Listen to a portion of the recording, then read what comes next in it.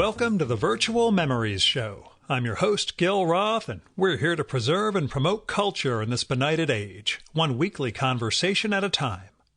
You can subscribe to the Virtual Memories Show through iTunes or by plugging our RSS feed into your favorite podcatcher. You can find the RSS feed on our websites, vmspod.com or chimeraobscura.com/VM.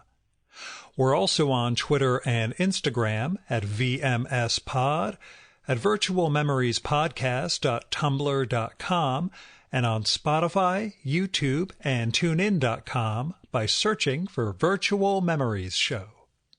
And visit patreon.com/VMSPod or paypal.me/VMSPod to make a one-time or recurring donation and help me continue to produce smart conversation about books, art, comics, and culture every week at the Virtual Memories Show. I've been doing daily COVID check-in podcasts for the last few weeks, but I decided on Saturday that I should produce my last two pre-pandemic episodes. So this episode and the next full-length one, which should post next weekend, were recorded March 4th, 2020. So we had an inkling things would get bad, but no idea what bad really meant. So during the upcoming conversation, please forgive my tone if I seem flip or otherwise not taking this seriously enough. Now, my guest this episode is the translator Tess Lewis. Tess is the co-curator of what was supposed to be the 2020 edition of the Festival Neue Literatur, a 4-day festival bringing German language and U.S. fiction together. Each year, FNL brings in 6 German language authors along with a pair of Americans for panels, readings, this great kickoff event, and other cultural stuff. And there's a book of translations of each of the German language authors that gets issued with it. It's really a neat event. It's run with the Goethe Institute and Deutsche Haus in New York City. And every year I try to help promote the event by recording with the curators and authors, either the Americans or the German ones, German language ones, if they happen to come in before the event itself. This year's FNL was supposed to be April 23rd to 26th in New York City, and the theme was to be Turn and Face the Strange, which Tess talks about during our conversation. I thought I was really getting on top of things by recording with her and her co-curator, Alta Price, 6 weeks ahead of the event. So that way, with the other ones I had already done, I'd have a buffer of events or episodes leading all the way up through the end of April. Then the world got shut down, and that significantly changed things. Before I turned on the mics, actually, on the day Tess and I recorded, we talked about contingency plans for FNL. I was concerned, but my concerns were solely around whether European authors were going to be allowed to travel to the U.S., not was New York going to be put into shelter in place. A week later, we started to understand how much more drastic the situation would get, and we have all turned and faced the strange. As of last week, Tess and Alta both told me that they're safe and sound, but I'm sure they're disappointed that the work they put into this FNL is going to be, or will have to be, deferred to next year. But let's hope the event can go on in the new world in 2021. Now, as far as caveats go, not a lot beyond our shared naivete about how the pandemic would hit the U.S. Here's Tess's bio. Tess Lewis is a writer and translator from French and German. Her translations include works by Peter Handke, and you're going to have to accept my horrendous pronunciations. I apologize. Walter Benjamin, Klaus Mertz, Hans Magnus Enzensberger, Christine Angot, Pascal Bruckner, and Jean-Luc Benozilio. She has been awarded grants from PEN USA, PEN UK, and the NEA. A Max Gellinger translation grant for her translation of Philippe Jacotet, and the ACFNY Translation Prize and the 2017 Penn Translation Prize for her translation of the novel Angel of Oblivion by the Austrian writer Maya Haderlap, and most recently a John Simon Guggenheim Fellowship. She is co-chair of the Penn Translation Committee and advisory editor for the Hudson Review. Her essays and reviews have appeared in a number of journals and newspapers, including Book Forum, Partisan Review, the Hudson Review, World Literature Today, the Wall Street Journal, and the American Scholar. And now, the Virtual Memories conversation with Tess Lewis.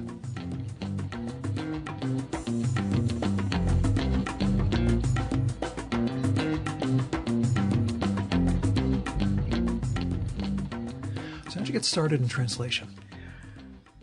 And I know, I'm sure you've been asked. But. Yeah, a couple times, once or twice.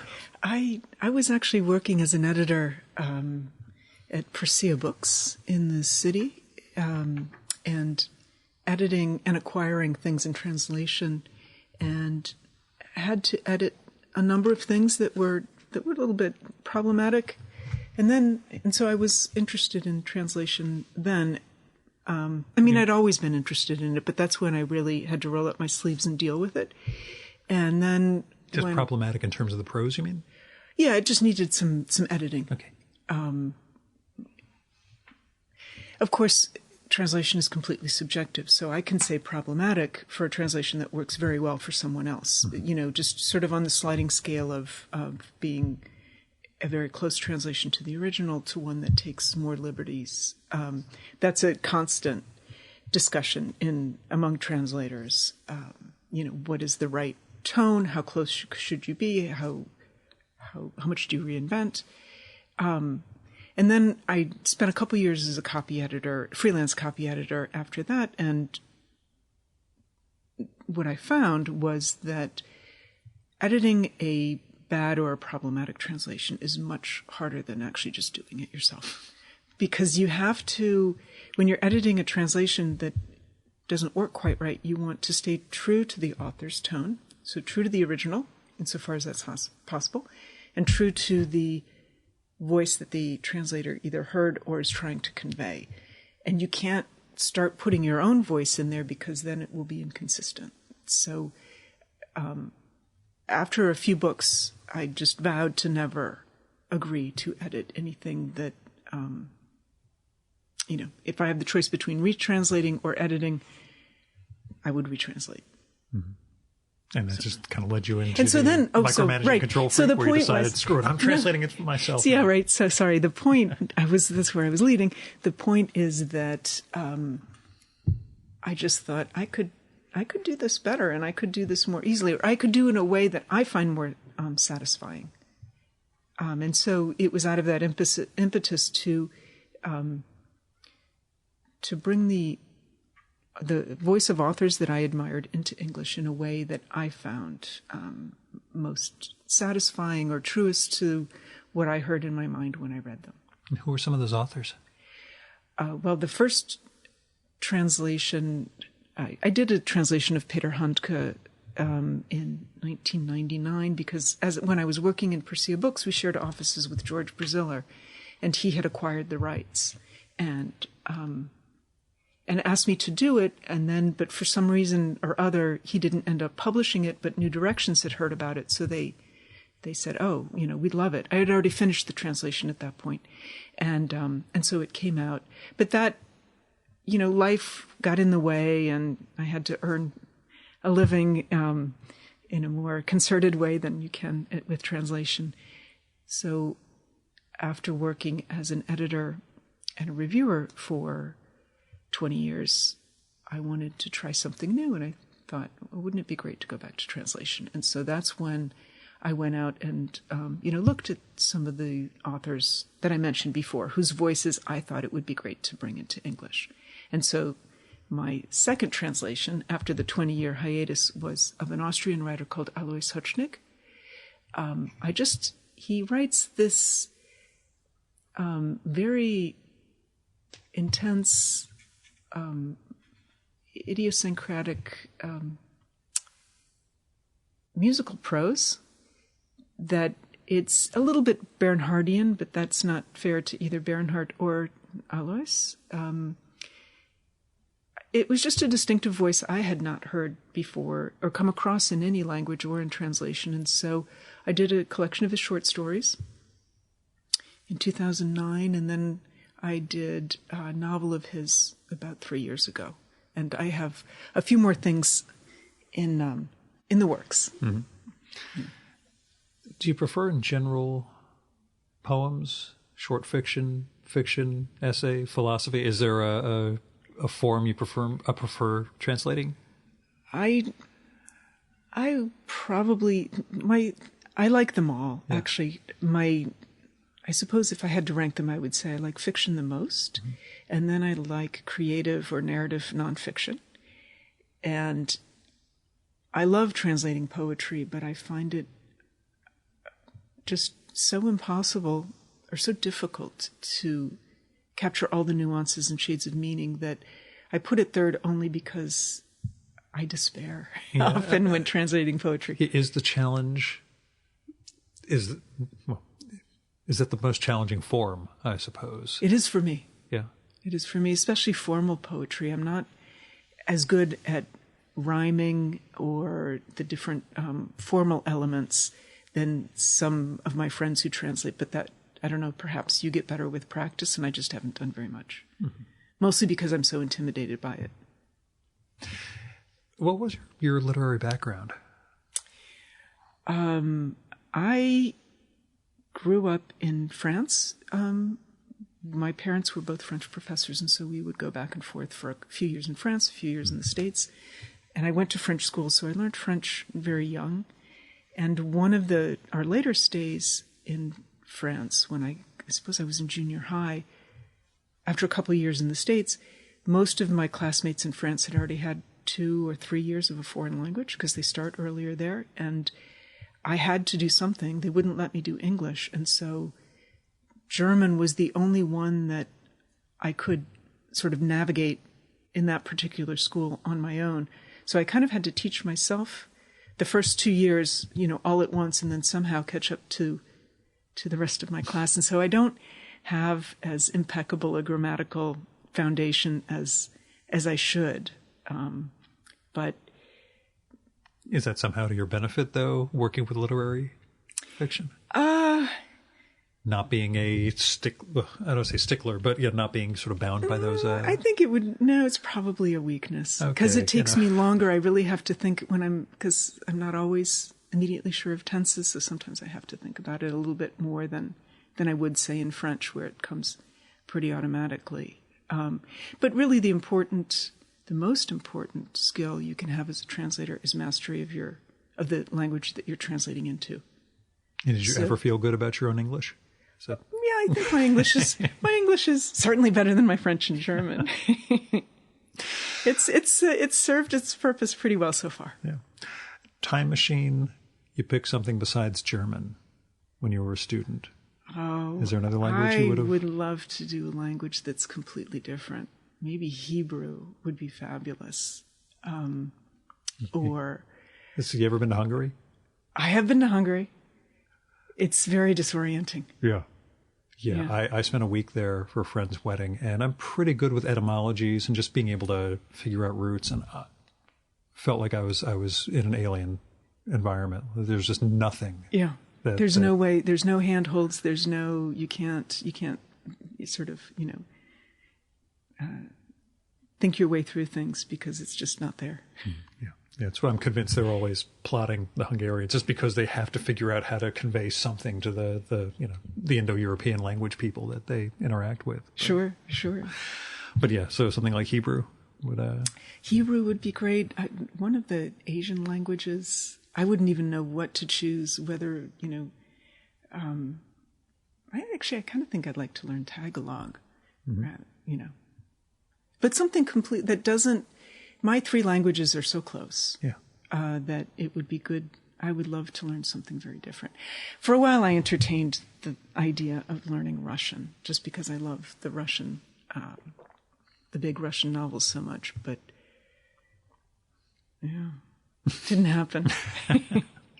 I would say there's always time. That was Clive James's lesson from his book Cultural Amnesia, where he would just, and that's when I had to teach sight read Russian and figure out how to translate this book, because I wanted to find out what was in this book. So I taught myself this, I taught myself that. I'm like, okay, I guess there is always time, but then there's also a need for ability and talent. So this is your third curation of FNL? It is, yeah. How did it start for you, and how has it changed over the first 2 years I did were in 2014 and 2015, and those I curated alone, which is just insane. It's so much material to master and so much to do. So the main difference is that I'm able to co-curate with Alta. She's the lead curator, and I'm her shadow curator. So that takes the burden off, and I think we'll both enjoy it more this year than I did in the past. Not that I didn't enjoy it. I enjoyed the preparation, and I did enjoy it overall, but so much of the 4 days of the festival was just making sure I was ready for the next event and that I was getting to the places on time, problem solving for the authors who, There's always a problem. Yeah. I don't mean it just about FNL. I've organized events, and there's also a degree of, there's no point worrying once it actually gets started, because everything you could have affected is at least 2 months before the event itself. Once you're there, it's going to happen. You don't want anybody to end up stranded or unable to get to the next event. Right. But at the same time, that's it's like the playoffs. Once they start, you can just give up and let them go. But actually, the one difference is that this year we have an author from Liechtenstein, which we had not had before, and he's dual citizen with Austria, so it dovetails nicely. It's a nice way to introduce a new country, since he's halfway in the parameters already. Yeah. Let's say you start expanding, and then we make some joke about German invasion. But, that's again, family history. I try not to go into that too much. But when it comes to the translating, living authors, have you worked with authors have you translated work by authors who had deceased? I have. Not very many. And what do you prefer? You did the Benjamin thing. I did the Benjamin, and the one I'm just finishing up now for Yale University Press is Ludwig Hohl, an author who died in 1980.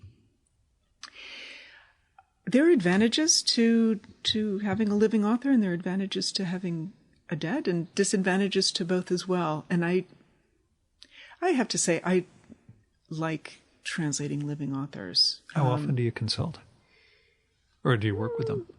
I would say I consult probably 3/4 of the time. Some authors are just not interested, or they're too busy. Philippe Jacotet is 96 and does not have email. That complicates the consultation. But it might explain how he got to 96, because he wasn't worried about shit the way we are, from constantly being tied into our email. Exactly. He's focused on what's important. And I've had other authors who are very responsive, and especially when translating poetry, it's very helpful. So I'm translating Extended Transit by the Austrian writer Maya Haderlap. I had translated her novel Angel of Oblivion a couple years ago, and her poetry it's very fluid.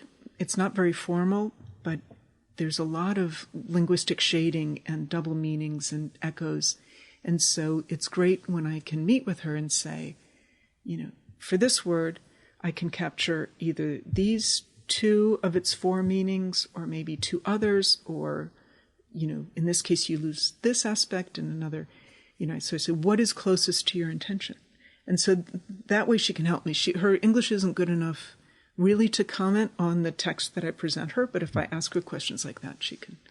Have there ever been instances where you've opened her eyes to something? Oh, I never thought of it being interpreted this way. Yeah. Yeah. It's got to be one of those. Oh, yeah. No, that's the meaning. Sure. That's what I. Exactly. So tell me about the theme for FNL this year. So this year's theme is Turn and Face the Strange. Mm-hmm. So actually, that's one difference from when I curated. When I curated, I chose my. I had a very definite idea of which authors I wanted to invite, and so I started with the authors and then worked to the theme. This year, because of various logistical issues, there was a late start, and so the cultural institutions had already decided on a theme when they invited Alta and me to curate. So then we had the theme, and Alta and I then discussed, well, which authors might fit those parameters and in what way. So it was nice. We had, discussions about, well, what does strange mean? And are we talking about strange in your personal life, feelings of estrangement and strangeness, or is it the uncanny, like the Twilight Zone, or political developments that have everyone disoriented, across the spectrum of history? We don't just have to look at today, although it tends to crowd the recency the attention bias. span. Yeah. Exactly. So we've got what we're trying to do, I think, is through the authors we've invited and the books that we're featuring, look at the way literature can disrupt or question things that have become familiar to you and maybe bring new perspectives on the world, maybe familiarize what seems strange. So it's strange in the most comprehensive understanding possible. Good. From the initial versions of FNL you did 2014 and 2015 to now, we've had a significant change in America in terms of administration and everything, and I can't say more because of my day job. Do you see it reflected in how these German language authors perceive America or approach something like FNL? Are you seeing changes, I suppose, in how authors are looking at this country? I certainly see a change in attitude and opinions about America and developments and the role America plays in the world. I have not seen that reflected in the authors, because so recent themes were humor. That was Ross Benjamin, and then it was there was the queer year. The queer, which is also strange, has political implications. Mm-hmm. Echoes of strangeness and estrangement, from both sides looking at each other, and it has political aspects. It's a loaded term, and I'm afraid I'm blanking on last year's. Same here. I can't remember. I was there. I remember the kickoff event across from the UN at the German consulate. But and it's a fabulous one. It's called. It was In Memory We Trust. That's right. And that's just such a fabulous summation or tagline, whatever you want to call it, for a lot of German language literature, because memory has been such a contested subject there. Mm-hmm. What do we choose to remember? Who remembers what? In what way? That was a great. So, but those were all, I think, focused in different directions. And so the real impact of changes around the world, the rise of nationalism, hasn't really been reflected in the books that I'm familiar with in recent festivals. But you will have a lot of that this year. Mm-hmm. They're quite interesting takes on the way the past determines the present. Say whether it's the rise of nationalism or the fallout from the fall of or the opening of the Eastern Bloc. There's the idea of how one's personal past affects one's sense of oneself. So we've got the reverberations of the past working on an individual level in one panel and on the political and the broader sphere in the other panel. So I expect that we'll hear some very interesting perspectives on developments, not just in the States, but around the world. Because, I mean, it seems that every country is going through its own version of this change in understanding of what a social contract is. Yeah. And Germany, certainly with the openness to immigration with refugees. I mean, I'm reading a book right now on it's a biography of a Armenian decorative tile maker who survived the genocide, ends up in Jerusalem, and a Christian, ends up in Jerusalem and then comes off to America ultimately. And the Armenian genocide and the refugee experience, reading through that and seeing people being, shoveled through Aleppo in the other direction, it's, oh, yeah, this is nothing new. And we wrote borders and drew things that should not have been drawn, I guess, in terms of understanding what people call home. Yeah. And it's frightening how the past returns and never again means, well, not for the next 15 minutes. Yeah. How has your Germany changed over the years? And what was your first experience with it, I suppose? I really am an Austria fan. Oh, really? I lived in Innsbruck for a year. Mm-hmm. Most of my authors are either Austrian or Swiss. And so you're biased, is what you're saying. Well, I have been to Germany, let's say in the last 30 years, I've probably been there 10 or 15 times. I just don't know it as well as I know both Austria and Switzerland, just in terms of the number of people I know and how well I know them. My familiarity with the cultural context is not as great in Germany. Sort of one thing leads to another. Like Peter Handke was my first author. He was an Austrian. Just by chance, my second author was an Austrian. And one thing leads to another. A lot of translation is word of mouth. And so I'm just explaining, I never intended to focus on Austria, but somehow I just did. Happily. The cascade effect is great. Once you start building those connections and they just kind of feed in. Now I'm a big third man, Mark. So that's unfortunately my only real Austrian cultural context. And friends of mine from Vienna said that's really not the model you need to have, Gil. That's Things have changed since 1949. Yeah. But it's what's disturbing in Germany and Austria is the rise of the far right and the way things that one could not say acceptably in public are now, said without shame or reservation.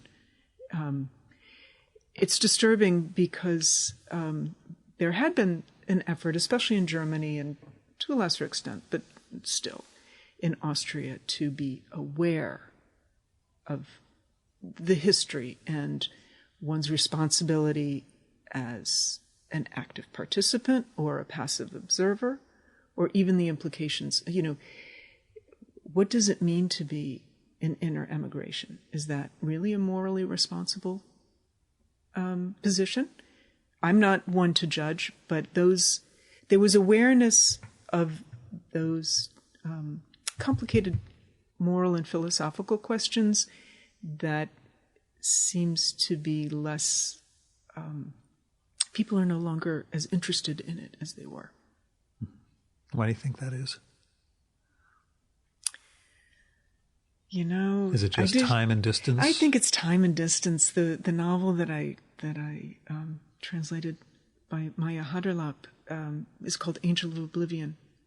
And, Oblivion works its way through the world. And that's, I think, why we're condemned to repeat the horrors of the past in different variations. But, you forget, and then it doesn't seem so bad. The East Germans have the term Nostalgie for nostalgia for the East, which, there are good reasons. They did have, a functioning healthcare. They had a good education system, but the price was very, very high in terms of individual freedom and options, and this being submitted to surveillance all the time. I'm not glorifying it at all by any means, but that sense of nostalgia for something that it just looks a whole lot better in the past, whether you're talking about Make America Great Again. It's that sort of, it's parallel to those very real and I think powerful and important feelings, emotions. You just need to decide what the best way to act on them, the most constructive way to act on them is. Do you see literature having a greater role in those cultures than it does here? It does. Yeah. People read more. And books are a greater part of the cultural conversation. So if you go to a cocktail party or a dinner, much of the conversation will, of course, be about politics and movies and music, but you can be pretty confident that if whatever book you happen to be reading, people will, if they haven't read it, they'll at least be familiar with the title in a way that you used to be able to do here 20 or 30 years ago, but not anymore. Part of that is just because there are so many things being published that are truly wonderful and only so many hours in the day. But there's also a lot of crap getting published, and a lot of people spend time. It's a Theodore Sturgeon law. 90% of whatever the era is, 90% of everything in any art form is crap. That's probably a good minimum calculus. Yeah. Yeah. So what that means also is that, so say there were 50,000 novels published in, 1950, 90% of, or 10% of that, you've got good novels. And then if 2 or 3 times as many novels in the whole are being published, then you now have, instead of 50 good novels, you have 150 good novels. So the cream rises, the cream increases with the schlock as well.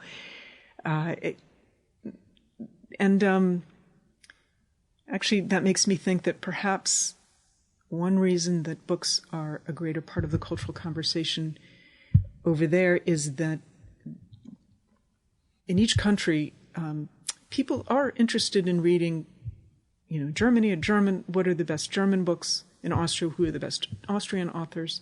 In Switzerland, the best Swiss. It's a little, there's a lot of overlap, but nonetheless, there are many fewer titles you have to be on top of if you're thinking about what your native literature is.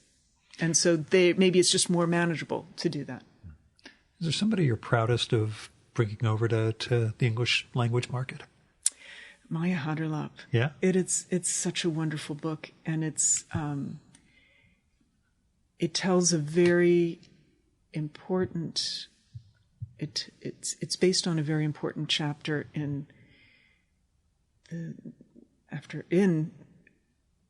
before, during, and after the Second World War. And so in European history, it's based on the Slovenian speaking minority in the southern province of Carinthia in Austria, who had lived there, forever.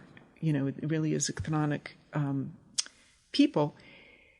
In the 1920s, they were given the choice there was a plebiscite. Did they want to join Slovenia or did they want to stay in Austria? Because borders were being redrawn. And well over half voted to stay in Austria. And yet, the German-speaking Austrians always looked at them with a measure of distrust. Even though they voted to stay, there was some suspicion that maybe they weren't loyal, they weren't really Austrian, they were... As a Jew with Eastern European heritage, I know exactly where you're coming from. Right? It's okay. So then, during the Second World War, the Carinthian Slovenes were the first organized resistance against the Nazis in Austria. That's not always known even by Austrians. And so they were the backbone of the partisans in southern Austria. And there were a lot of reprisals by the Nazis during the war against both the partisans and the partisans' family, and then a lot of discrimination after. And so Maya Haderlap tells the story, basically fictionalizes the story of her family and her community. And so much time has passed, and no one wanted to talk about that period in the war. In fact, there's a passage in the novel where she says, she recounts that when she was in school studying history, the textbooks went up to 1939, and then there was a void, and they started again in 1950 with the founding of the Republic. She reclaims that space and tells this very moving account of it in her novel. When we went on a reading tour through the United States, we were in Washington, and the Austrian ambassador to the States, who had been a politician in Carinthia for a while, when he was introducing Maya and the novel, said, this novel has changed the conversation about the past in Austria. And so it was really important to me to bring this novel, this story, this voice to English language readers. And that's why I invited her to FNL, because I just thought it's important that that American readers understand the kind of conflicts, the internal conflicts that European democracies are going through. One good definition or one good statement about democracy is that a democracy is only as strong, or the strength of a democracy can be determined by the way it treats its minorities, its minority communities. And there was no acknowledgement, or no open acknowledgement of some serious mistreatment of the ethnic Slovenians in Austria. Certainly before the book, there's only so much time, mind space, and attention that a country like Austria will pay to those kinds of past conflicts at the moment, because they have their own worries with the refugee and immigration crises and a looming recession and all sorts of things. But it's there. It's in English, and I hope it continues to spread its message. Mm-hmm. Yeah. How often does a project originate with you, as opposed to an assignment or a? Oh, I would probably say less than half of the time, because it's so time consuming. I really have to love the book and the author to find a publisher. One book I did by the Austrian writer Doron Rabinovich was called Elsewhere, and it was shortlisted for all sorts of prizes over there. It's a funny book. It's a great read about a Austrian Israeli academic, sociologist, who makes these pronouncements in Israel, and then when he comes back and says the same thing in Austria, it's just a completely different. The context completely changes what it means, or the impact that these statements have, and in fact changes them so much that he ends up quoting himself without realizing that he's quoting himself to make a point. And then, hilarity ensues. Nobody was interested. I must have sent it out to 24 publishers. And I finally found a publisher in London who published it. And it was wonderful to have it in English, but it's not feasible to do that for many books. Mm-hmm. Translation is already so badly paid that if you have to then, invest a significant amount of time just getting the project, it makes it even harder. Yeah, how's the field changed since you entered it? It's I think it's wonderfully encouraging. It's much healthier and more vibrant. In the last 10 years, there have been, I don't know, probably 5 to 10 new publishers founded, with either completely devoted to translation or with a main focus on translation. I don't know that sales are increasing accordingly, but there's more available. And with, new printing and computer design possibilities, it is feasible to do shorter print runs more frequently, and so you can manage your overheads. If you're printing in China, which right now we have to be a little careful about. It's we'll see. There's so many unexpected effects of the current which we hope pandemic. By the time we're airing this in April, somehow we will miraculously be over. Or at least contained. Yeah. Keep our fingers crossed. Did you have heroes or mentors within the? There are almost too many to name. I find the translation community to be extremely supportive and collegial. There are in Britain there are a few mentorship programs. We're just starting that now in the American Literary Translators Association, but I've been the beneficiary of, and I've witnessed a lot of informal mentoring, and I try to do it whenever I can. So I think the field is exciting. It's broadening in terms of the diversity of languages that are being covered, the interest on the part of readers, what readers there are left. There's an openness to fiction and translation, I think, that's far greater than it used to be. If it would just translate into sales, then the world would be even better place. Well, I long contended that if we lived in a world that really matched my literary tastes and, followed that sort of market, it would probably be a square planet where we were all dressed like Superman flying backwards or something. That's not so bad. Yeah, I'd be fine. The bizarre world I'm perfectly fine with, but yeah, that's not the world we're seemingly arcing toward. But most challenging project for translation?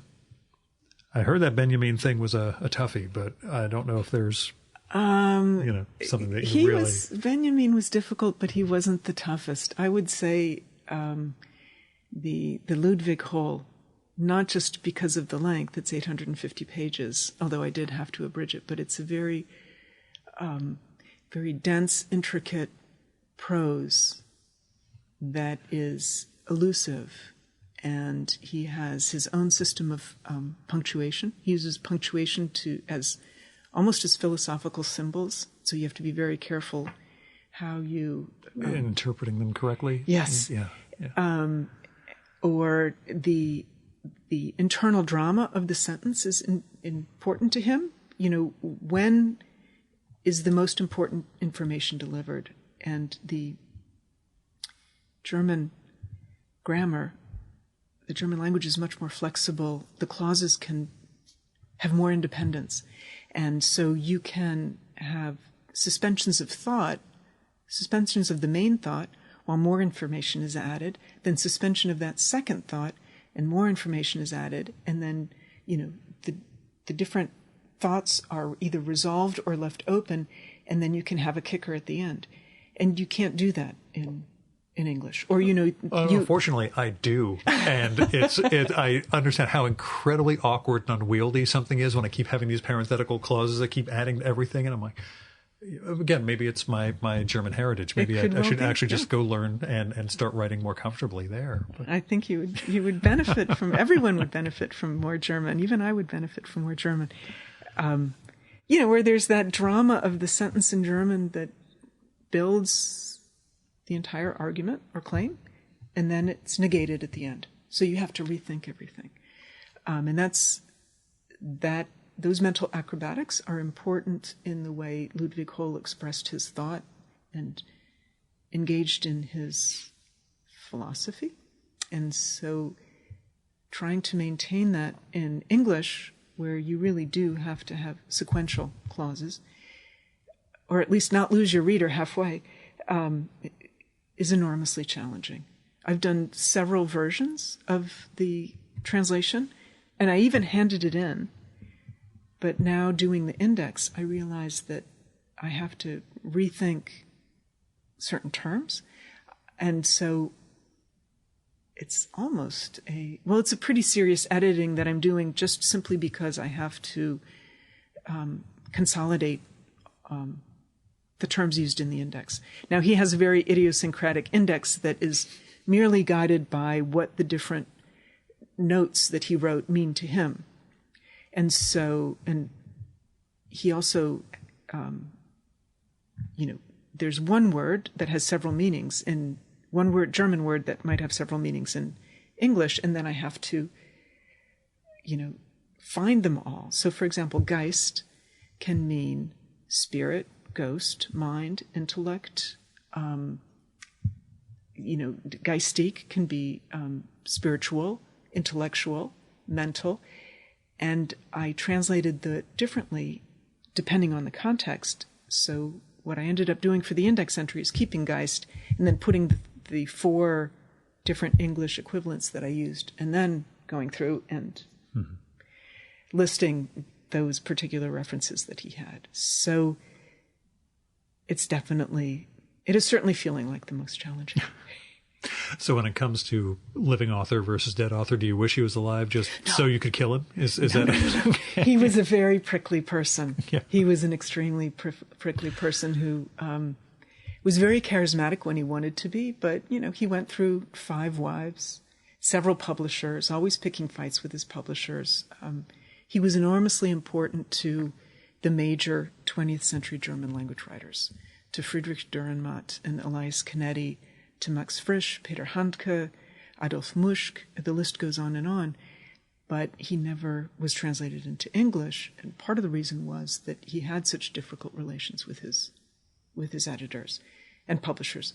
When he finally got to Suhrkamp, the major literary house in Germany, he was only there a year before he died, so he didn't benefit from that, support. So because of space constraints, Yale has asked me to cut the 850 pages down to 600, and that would not have been okay with him. He would have probably done whatever he could have to kill the project. But my feeling is it's much better to have at least some of his work in English rather than none at all. Is humor easier or tougher to bring from German to English? We had that as the FNL topic at one time. It really depends on it depends on the kind of humor. I have a book by a Swiss writer, Jonas Lüscher, coming out with FSG in, of all times, November 10th, 2020. And it's a satirical novel about unchecked capitalism, about the arrogance of Silicon Valley technocrats. And the humor, which I think there's a great deal of it, is very subtle and satirical and highly conceptual. And a lot of the humor originates in the main character's torturous thoughts as he tries to convince himself that a political position that he has staked out but doesn't really believe in is actually one that he supports. And so you see in his mind as he's working through these questions, he's working against himself and then trying harder to reestablish control over his thoughts and meaning. And I find it very funny, but it's hard to bring that into English without the same kind of pseudo-intellectual registers that you have in German. And so hopefully it's survived. So that kind of humor is incredibly difficult. But there's a fair amount of humor in German literature I found that is situational, and that is not as hard to bring through in translation. But I wonder how many people get it. I don't know if you saw the movie Tony Erdmann. No, I've heard of it, but I haven't seen it. I thought it is hilarious, but it's a very long, very slow movie, and the humor comes from the director putting the characters in very uncomfortable situations, and just sitting there. And I was in a theater with one or two German friends, and the rest were American, and we were laughing uproariously, and no one else was laughing. And so sometimes I feel about humor in translation that way, is that even when it does translate, the audience, Yeah, there's always going to be a remove if you're not a part of that context. I did a Swiss writer who wrote in French, who sadly passed away a few years ago, Jean-Luc Benozilio. And his writing was very funny, very dark. And the novel of his I translated was called Pretty Portrait. And he would make jokes about cultural misunderstandings between the French and the Swiss, that are absolutely hilarious, but without a lot of explanation and footnotes. You wouldn't, or he'd make obscure references to 15th century French kings. Mm-hmm. And, I remember I got to one passage and I asked him, I said, I am really missing something here. I think this is what you mean, and so I've translated it like this. And he said, you know what? If you, with all the research you've done, don't get it and don't think it's funny, then just take it out, because it will just be a distraction from the story. So it's not funny enough to work through. Yeah, I was afraid he was going to say the joke doesn't work in the original either. Don't worry. I remember Anthea Bell telling me it was an Asterix and Obelix comic that she was translating from Belgian French, and there was some character who was meant to be a young Jacques Chirac in the 60s or 70s, and trying to figure out how to convey the character, the obviousness of who he's supposed to look like to young British readers. It was just considered it her greatest challenge, I think, was just getting that joke to work. I forget how she pulled it off, but in her inimitable way, she pulled it off. But. Well, I think she's a perfect example of or proof that humor absolutely translates. I mean, sometimes it means taking complete liberties, as she did with many of the names. One of the druids she called Getafix. Yeah, I was just going to say Getafix. It's probably the most obvious, because it occurs to both of us. But there were so many. I mean, it's just a delight. It's almost as much fun to read her translation of Asterix and Obelix as it is to read the original. Mm-hmm. Just for the sheer ingenuity that she brought to it. Yeah, what were you reading when you were young? I was reading everything. Yeah. Do you remember, were you a genre-type person when you were a kid, or were there things that were just Oh, I remember, what is it, those book of fairy tales. There was the red book of fairy tales, the green book of fairy tales, the purple one, it's like, 50. I don't know it was like a Crayola crayon box. I loved fairy tales and all that sort of thing. And then when I got a little bit older, I loved spy novels. I would eat Le Carré up. Again, and I've said this on mic before, I'm so embarrassed that it took Amor Towles telling me this last summer to start the Smiley novels. Because I read Spy Who Came In from the Cold many years ago. And then I started with the two crappy ones, and then got to that one. And then all of a sudden it was, well, I guess I don't need to read any podcast guest books for a while. I'm just going to read Le Carré for the next 2 months. And yeah. You can do a podcast with him. I pitched through his publisher, but I haven't heard back yet. But I would fly to Cornwall and sit down with him for 2 hours and come home. Yeah, because I'm insane. But, I'd find some other. I would do it. Totally worth it. Yeah. 89 years old. I would fly to the ends of the earth to sit down. And he's still sharp. Okay. Yeah. So anyway, you were reading mainly fairy tales and then spy novels. Yeah, I mean, and then, but also the quote unquote classics. Yeah, the classics as well. Really, whatever I could get my hands on. I didn't do Little Women. I didn't do, there's a lot of holes in my background that I don't know how they ended up there. I managed never to read To Kill a Mockingbird. Well, I did read that. Yeah. I had to because... Trust me, I really, that is my incredible lacuna. Well, now you almost can't read it because you're the only person who has never read it in the United States. Right. Yeah. I can't, because it was so eclectic and so wide-ranging, I kind of read everything. And at that age, up until maybe 20 years ago, I always finished every book I started. Mm-hmm. I didn't like it. Life is too short for crappy novels. I've talked people out of Infinite Jest several times over the years, because there'd be friends of mine who'd be 300 or 400 pages in, and they'd ask, yeah, and not enjoying it. Do I need to keep reading? I'm like, no, you don't. You never find out what's on the videotape. If you're not enjoying it, put it down. Go on to something else. Life's too short. Yeah. It's really, I consider that to be one of my moments of development as a reader. It's just important. Yeah, accepting that don't need to do this. But yeah, again, once upon a time, I was the same guy. So it was always I started it. I have to read this entire thing. Now, Alta, when we spoke, talked about her dream projects list. Do you have authors or books you really, really want to translate? I would love to translate Montaigne's essays. I really would. There are several good translations. I read Screech. Yeah.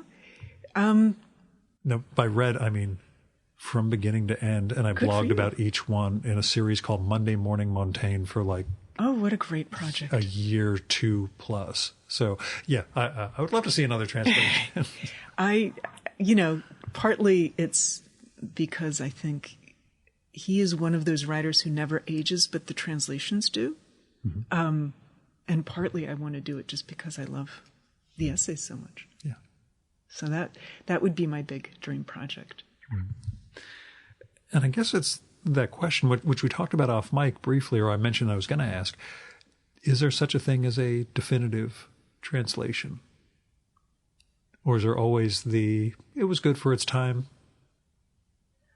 Not just of Montaigne, I mean of the whole concept. I think there are some translations that are so good they could be definitive. But it doesn't mean that even with the definitive translation, it's not worth doing. Mm-hmm. A new one for each time. But have you done any that are retranslations?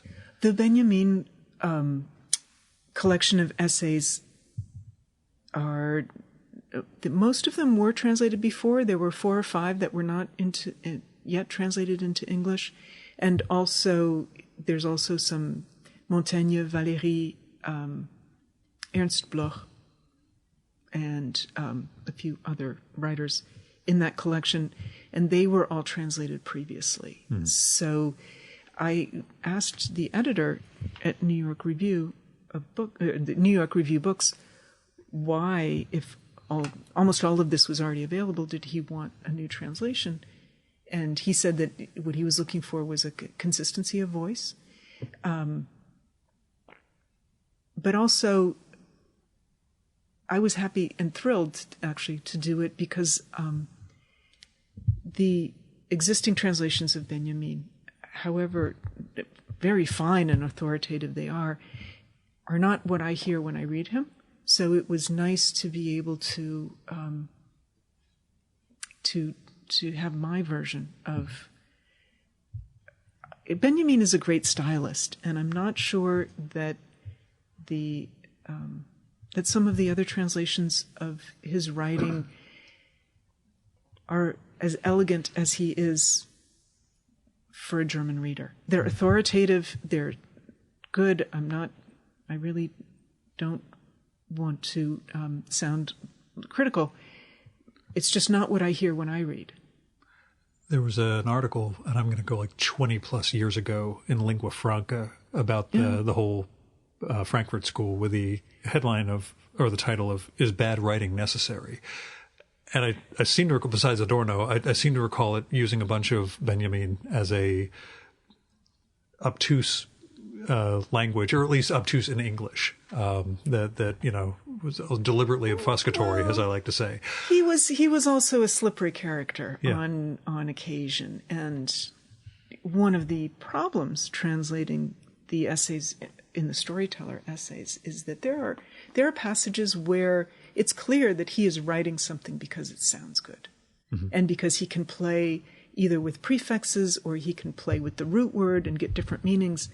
One example is that he talks about Erlebnis as opposed to Erfahrung, and they both mean experience. And there are shades of meaning. Erlebnis is generally considered experience gained through living, and Erfahrung is a more learned kind book of smarts. Thing. But even there, it's not. Yeah. That's really an unfair distinction. But it was problematic for me in some of the essays where he uses both words. Do I use experience? Do I use lived experience? How do I differentiate? Because he's building an argument on this. And I think that if both words hadn't started with er, which is a suffix that changes the meaning of a word in German, he might not have made the argument. If there were just one way of expressing... like experience and expertise as his... Yeah. Or something like that, yeah.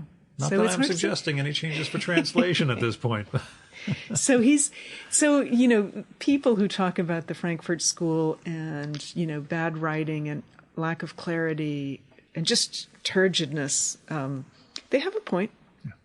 But it's also something that's inherent in the way German works and how it would come into English. No, I think they were just allowed to get away with it.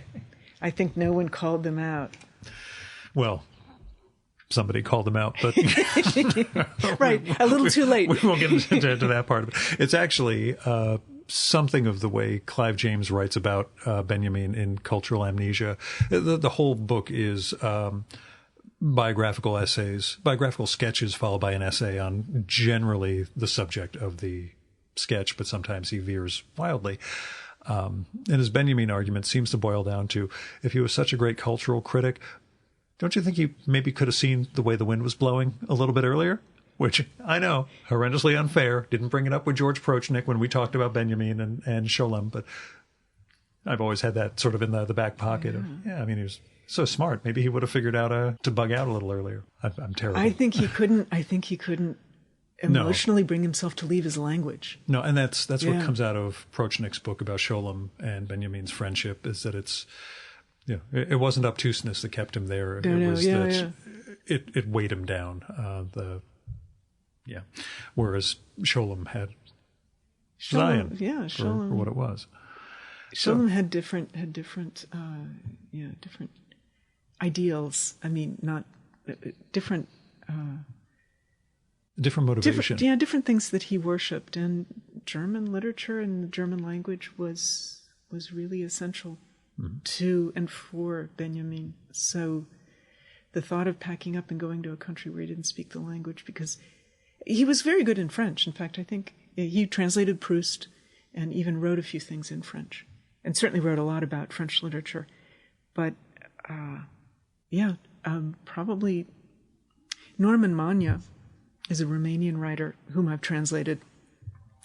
He's up at Bard, right? He's up at Bard. And so this was back in the 80s when he didn't have... Salmagundi and some other literary journals wanted short stories, and he wasn't able to find a translator from Romanian who was willing and able and available or good enough, or I don't know what. And so I ended up taking the German translation and the French translation, triangulating from that, and then reworking the stories with him. Otherwise, I would not have done the secondhand translation. Yeah. But he left Romania in 1989 when he was already 30-something, and he worked as an engineer because he was on the blacklist for writing, so he had to pay the bills. And he talks about language as being a home that you carry around with you like a shell, like a snail, its shell. And so that I think Benjamin just couldn't. Yeah. The shell wasn't enough. He needed the whole ambiance. Yeah. It puts me in mind of, to me, another great tragic figure of the time in Stefan Zweig, who is smart enough to get out, but can't survive. Right. He can't. He could not bear to be separated from the milieu that was so important to him. And not just the books, but the very world. There's a wonderful passage in The World of Yesterday about when he first has to have a passport. Yeah. And it's the idea that this guy and people could in general just travel the world, and you didn't need papers until we started. And now even papers aren't enough. No. So is there a fourth FNL in you, or is 3 festivals? Oh, I don't know. We'll have to see how this goes.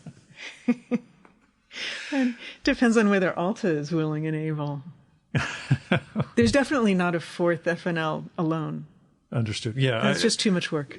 Ever since I've been around it, it's always had co-curators. Right. So finding out that you were doing this solo, I'm very sorry. What doesn't kill you makes you stronger. That's what I keep saying, but I just keep deteriorating further and further at this point. Anyway, Tess, thanks so much for coming on the show. Well, thank you. Thank you for your interest in FNL.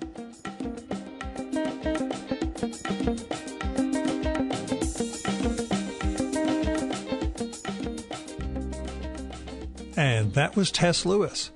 Check out her website, tesslewis.org, to learn more about the book she's translated, read her articles and reviews and other interviews, and see some of her past events with future events on hold for obvious reasons. That's tesslewis.org. And even though this year's Festival Neue Literatur has been postponed until next year, you can find out more about the event, which Tess co-curated along with next week's guest, Alt Price, at festivalneuliteratur.org. Festival is spelled just like it is in English. Neu is N-E-U-E, and literatur is just literature without the final E. There's a link to it in the episode and show notes, so you can click through there and find out more about the festival, how to support it, who the authors are, what some of the past years have been about, and more. And maybe I'll repost these conversations next April or do some follow-up ones with Tess and Alta about the year in between when 2021 FNL rolls around. I am hopeful for the future. And after we wrapped, I asked Tess, so, who you been reading? And if you want to hear her answer to that, you'll need to become a supporter of the Virtual Memories Show so you can get access to our quarterly bonus podcast, Fear of a Square Planet. I posted the fourth quarter 2019 episode a few weeks ago, so supporters can listen to more than an hour of book recommendations and fun conversation with Chris Ware, Witold Rybczynski, Kate LaCour, Liz Hand, Frank Santoro, Hoche Anderson, Kevin Huizenga, Stephen Heller, Pete Bagg, Ed Ward, Annie Koyama, Rob Armstrong, Edie Nadelhaft, and Peter Cooper. I am struck with nostalgia at the idea that I had sat down with each of those authors in person, or those creators in person, and shared a conversation with them. I'll get working on the Q1 2020 episode someday soon. You can support the Virtual Memories Show via patreon.com/VMSpod or paypal.me/VMSpod. There are all sorts of goals and goodies in place for patrons, including that podcast, patron-only blog, handwritten show notes for every episode, my secret project, which I do have more time to work on now, and more. So you can go to patreon.com/VMSpod if you want to support the art of fine conversation. Now, I recorded this episode and next week's at Tess's home in Bronxville, New York. I drove there from an orthopedist appointment, as I recall, and I do seem to recall having a toll or two along the way, but whatever. The whole thing is, as I've been saying on the COVID check-in podcasts, I'm doing just fine with money. So if you have anything to spare, don't put it in my Patreon. If you really want access to those Fear of a Square Planet bonus podcasts, hit me up and we'll set something up. Give money to other people's Patreons, GoFundMes, Kickstarters, tip jars, whatever. Right now, if you can, donate to charities, maybe kick into your local food bank, do something, give. If you can't afford to give, don't feel guilty, and learn to or feel comfortable about asking. This is a time we all need to support one another. There are a lot of people and institutions in need. I'm doing okay, so help where you can. Our music for this episode is Fella by Hal Mayforth, used with permission from the artist. You should visit my archives to check out my episode with Hal from the summer of 2018 and learn more about his art and painting. And you can listen to his music at soundcloud.com/Mayforth. And that's MAY4TH. And that's it for this week's episode of the Virtual Memories Show. Thanks so much for listening. We'll be back next week with another great conversation. You can subscribe to the Virtual Memories Show and download past episodes at the iTunes Store. You can also find all our episodes and get on our email list at either of our websites, vmspod.com or chimeraobscura.com/VM. You can also follow the Virtual Memories Show on Twitter and Instagram at vmspod, at virtualmemoriespodcast.tumblr.com, and on YouTube, Spotify, and TuneIn.com by searching for Virtual Memories Show. And if you like this podcast, please tell your pals, talk it up on social media, and go to iTunes, look up the Virtual Memories Show, and leave a rating and maybe a review for us. It all goes to helping us build a bigger audience. You've been listening to the Virtual Memories Show. I'm your host, Gil Roth. Keep reading, keep making art, and keep the conversation going.